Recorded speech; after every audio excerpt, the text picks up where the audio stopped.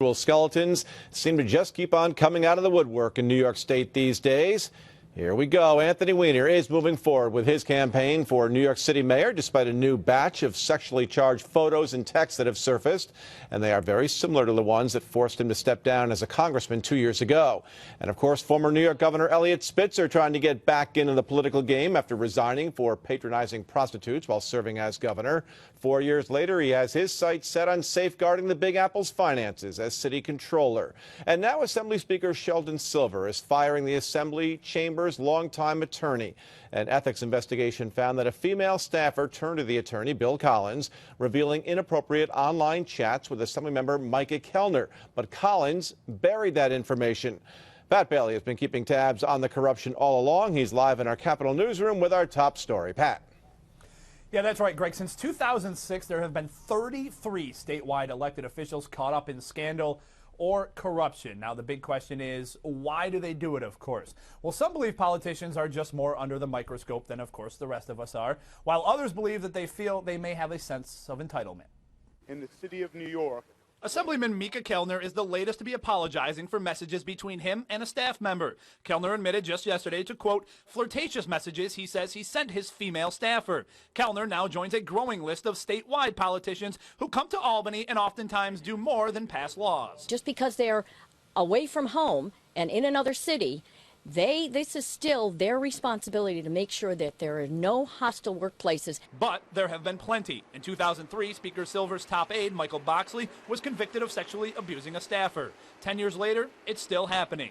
Just this past session, Vito Lopez of Brooklyn resigned his position as an assembly member after 4 female staffers accused him of sexual harassment. We recognize we have a problem. We have to stop protecting the institution, stop protecting the people, the 150 members there, and start protecting women. But why is there such a problem?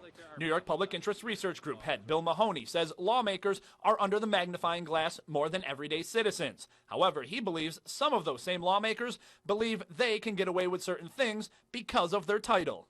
I'm sure they have a lot of confidence after being elected by overwhelming majorities in many cases. That certainly doesn't do much to make them think that they have hard times ahead. In many cases, those accused stay put. For example, Micah Kellner is still an assemblyman, as is Eric Stevenson, who was charged with accepting bribes. Malcolm Smith is still in his Senate seat despite being arrested for trying to buy his way onto the New York City mayoral ticket. John Sampson was the latest arrested this year. He also stayed put in his Senate seat after being charged with embezzling. It gets back to the fact that this type of behavior, it makes one question what's going on with people. Why don't we just focus on our legislation?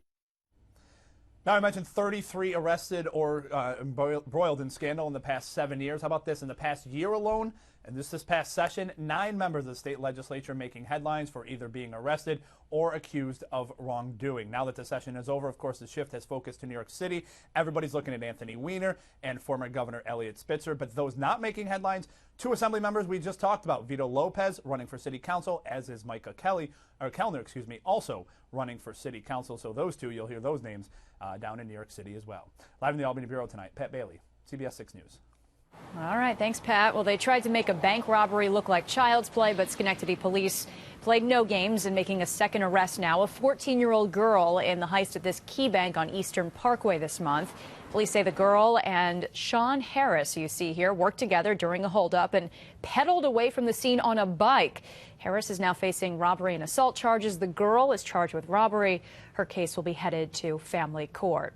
Also tonight, investigators working to find the cause of a deadly fire in Warren County. Crews arrived just before 8 on Monday morning, and they found 186 Raleigh's Road engulfed in flames. They were able to rescue a woman, but the flames and smoke so intense there that her husband, 51-year-old Alfred Winslow, was trapped inside and didn't make it out. We are following a developing story out of Schenectady tonight, just learning about this. That's where police and several other agencies have broken up what they call a major welfare fraud ring involving those electronic benefit cards that we keep telling you about. Nearly 24 people are facing charges, including the owner of Cheese Bakery and Grocery on State Street, where the alleged fraud went down. Investigators say this ring ripped off the system to the tune of $500,000 over 3 years. Your tax dollars. We have a crew working this story and hope to bring you much more on it tonight at 11 o'clock. Well, if your child says they have to go to the bathroom, take them there. That's the message from the Town of Bethlehem Parks and Rec Department to parents tonight. It comes in response to incidents that happened during last week's heat wave.